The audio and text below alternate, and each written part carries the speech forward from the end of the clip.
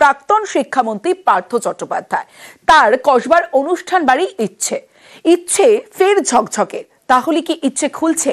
এই প্রশ্ন উঠছে, তার কারণ ছবিটা দেখাবো আপনাদের। পার্থ চট্টোপাধ্যায়ের কসবার অনুষ্ঠান বাড়ি ইচ্ছে সাফসুত্র করা হচ্ছে।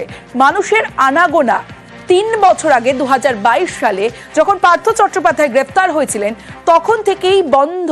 একটা মানুষকেও গত 3 বছরে এই অনুষ্ঠান বাড়িতে দেখা যায়নি। হঠাৎ করে 3 বছর পর এই অনুষ্ঠান বাড়ি সাফসুত্র হচ্ছে, রান্না করা হচ্ছে এই অনুষ্ঠান বাড়িতে। সেই ছবিটা উঠে আসাতেই একাধিক প্রশ্ন উঠছে। দেখুন, সেই ইচ্ছের ভিতরের ছবিটা দেখাচ্ছি, ইচ্ছের ভিতরে রান্না করা হচ্ছে। আজকের ছবিও দেখাচ্ছি। অন্যদিকে আগের ছবি 2022 সালে যখন পার্থ চট্টোপাধ্যায় গ্রেফতার হয়েছিলেন ঠিক তার পরের ছবিটা একেবারে কোনো মানুষকে দেখা যায়নি, বন্ধ ছিল 2022 থেকে। আর আজকের ছবি, সেখানে মানুষজন আনাগোনা সাফসুত্র হচ্ছে। এখানেই একাধিক প্রশ্ন উঠছে। একাধিক ইডি আদালত অনুমতি আছে, ইচ্ছে খোলার জন্য কি অনুমতি নেওয়া হয়েছে, এরকম একাধিক প্রশ্ন উঠছে। সরাসরি চলে যাব, রৌনক রয়েছে আমার সঙ্গে, রৌনকের সঙ্গে কথা বলবো। রৌনক, 3 বছর আগে প্রাক্তন শিক্ষামন্ত্রী পার্থ চট্টোপাধ্যায় গ্রেফতার হওয়ার পর যে ইচ্ছে বন্ধ ছিল, যেখানে একজন মানুষকেও গত 3 বছরে দেখা যায়নি, আজ হঠাৎ করে মানুষজনের আনাগোনা সাফসুত্র, এটা কি অন্য কোনো ইঙ্গিত বহন করছে? দেখো, একেবারেই তুমি যেমনটা বললে 2022 সালের জুলাই মাস প্রাক্তন শিক্ষামন্ত্রী পার্থ চট্টোপাধ্যায় গ্রেফতার। তারপর থেকেই তার যে অনুষ্ঠান বাড়ি কসবাতে ইচ্ছে, তাতে কিন্তু তালাবন্ধ অবস্থায় ছিল। এবং শুধু তাই নয়, যে কেয়ারটেকার ছিল তারও দেখা মিলছিল না। এর জেরে কিন্তু বেশ কয়েকবার চুরিও হয়েছিল, এমনটাই স্থানীয় বাসিন্দারা অভিযোগও করেছিল। সেই ইচ্ছে দেখা যাচ্ছে গত 1 সপ্তাহ সেখানে মানুষজনের আনাগোনা, যারা সংস্কার করছে, অর্থাৎ ইচ্ছেতে হয়তো রেনোভেশনের কাজ হচ্ছে। কারণ আমাদের ক্যামেরায় ধরা পড়েছে ওয়ারিং এর কাজের যে ছবি, সেই ছবি, এবং বেশ কয়েকজন মানুষজন আনাগোনা করছে, নিরাপত্তা রক্ষীরা রয়েছেন এবং যারা এখানে কাজ করছে তারা সেই ইচ্ছেরই নিচেতে রান্না করে খাচ্ছেন। অর্থাৎ গত 1 সপ্তাহে কি এমন হলো, আবারও কি নতুন করে খুলছে ইচ্ছে, এটা একটা প্রশ্ন উঠছে। এবং স্থানীয় বাসিন্দাদের সঙ্গে কথা বলে আমরা জানতে পেরেছি যে এই দীর্ঘ 3 বছর ধরে একেবারে তালাবন্ধ অবস্থায় ছিল, কোনো রকম ভাবেই কারোর দেখা মেলেনি এই অনুষ্ঠান বাড়িতে। হঠাৎই গত 1 সপ্তাহতেই কিন্তু মানুষজনের আনাগোনা বেড়েছে, একাধিক কাজ হচ্ছে বাড়ির ভেতরে, এমনটাই কিন্তু শোনা যাচ্ছে। এবং আমাদের ক্যামেরাতেও তা ধরা পড়েছে। রেনোভেশনের যে কাজ, অর্থাৎ ভেতরে কি কোনো রকমের রেনোভেশনের কাজ হচ্ছে, কারণ ওয়ারিং এর কাজের যে ছবি, যে সমস্ত পুরনো তার, সেই রকম তার, আসবাবপত্র, তার একদমই তাই। সেই ছবি ধরা পড়লো আজ সকালে যখন আমাদের প্রতিনিধি অমিত সরকার সেখানে পৌঁছেছিলেন, কথা বলার চেষ্টা করেছিলেন। সেখানে যে মানুষজনদের দেখা গেছে, কিন্তু কেউই মুখ খোলেননি।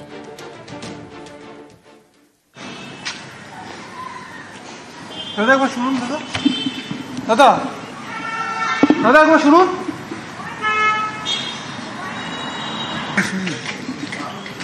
মানে কিছু বলতে হবে আপনাকে কিছু বলতে হবে না। আপনি কবে থেকে আছেন এখানে দাদা?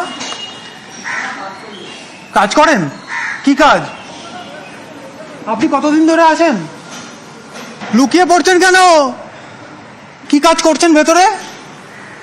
লুকিয়ে পড়ছেন কেন? এখানে শুনুন, লুকিয়ে আছেন কেন?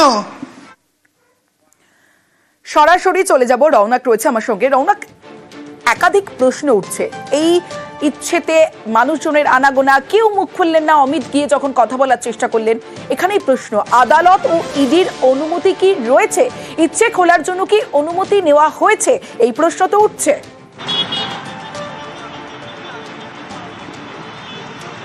দেখো, একেবারে দীর্ঘদিন ধরে পার্থ চট্টোপাধ্যায় গ্রেফতার হওয়ার পর তার যে একাধিক সম্পত্তি, তা ইতিমধ্যে ইডির তরফে বাজেয়াপ্ত করা হয়েছে। সেক্ষেত্রে তুমি যেমনটা বললে যে আদতে কি আদালত বা ইডির অনুমতি আছে কিনা এই ইচ্ছে পুনরায় খোলার জন্য, বা আদতে এই সম্পত্তি বাজেয়াপ্ত হয়েছে কিনা না, এই নিয়ে কিন্তু একটা যেমন প্রশ্ন উঠছে।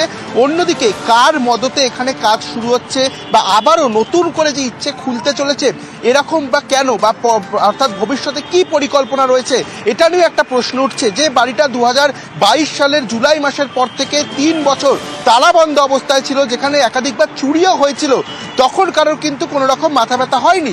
হঠাৎই গত এক সপ্তাহে কি এমন হলো যে রেনোভেশনের কাজ শুরু হলো, 4 থেকে 5 জন কর্মী তারা সেখানে থাকছেন, সেখানে থেকে সেই রেনোভেশনের কাজ হচ্ছে, অর্থাৎ তৎপরতা দেখা যাচ্ছে। কেন এই তৎপরতা, এটা নিয়ে কিন্তু প্রশ্ন উঠছে। অর্থাৎ নতুন করে আবারও কি ইচ্ছে খুলছে, এটাই কিন্তু এখন দেখার বিষয়। তমশ্রী। বেশ অনেক। পার্থ চট্টোপাধ্যায় লজ্জা, বিস্ফোরক মন্তব্য করেছেন ফিরহাদ হাকিম। বিচারপতির বাড়িতে টাকা উদ্ধারও একইভাবে লজ্জা, চাকরিহারাদের পাশে দাঁড়িয়ে মন্তব্য ফিরহাদের। একটা হচ্ছে যে যেটা টাকা বেরিয়েছে, এটা আমাদের জুডিশিয়ারির পক্ষে সবার পক্ষে অত্যন্ত লজ্জার। যেরকম পার্থ চ্যাটার্জিটাও লজ্জার আমার, সেরকম জুডিশিয়ারিটাও লজ্জার। নিউজরুম লাইভে এবার আসছি পরের খবরে। সুপ্রিম রায়ে প্রায় 26,000 চাকরি বাতিল, মমতার নিশানায় বাম বিজেপি।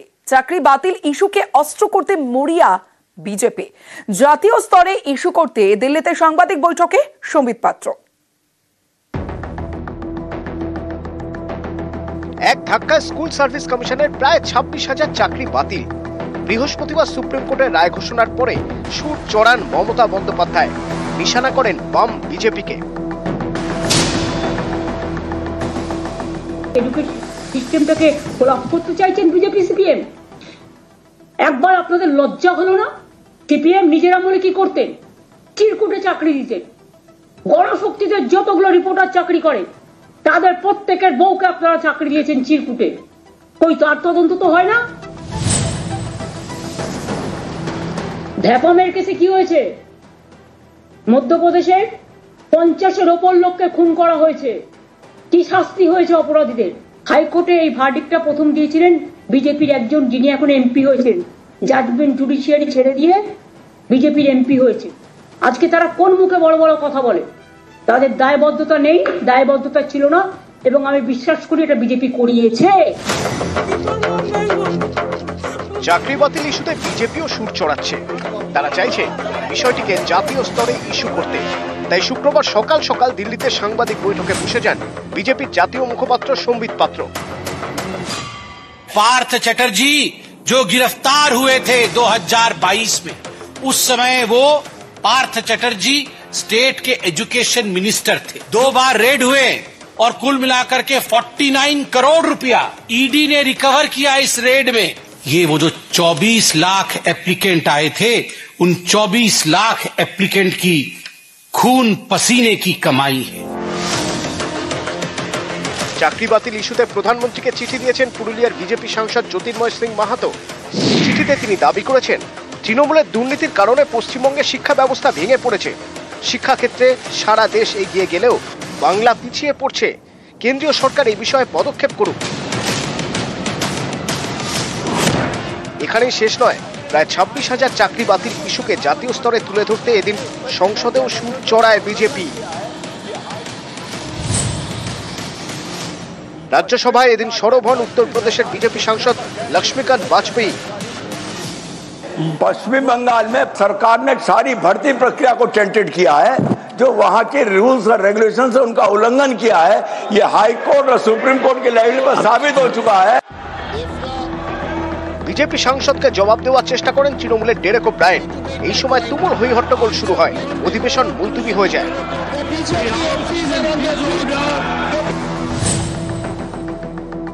গোটা নিয়োগ প্রক্রিয়াকে যেভাবে কলুষিত করা হয়েছে, এটা রিপেয়ার করার মতন কোনো সুযোগ নেই।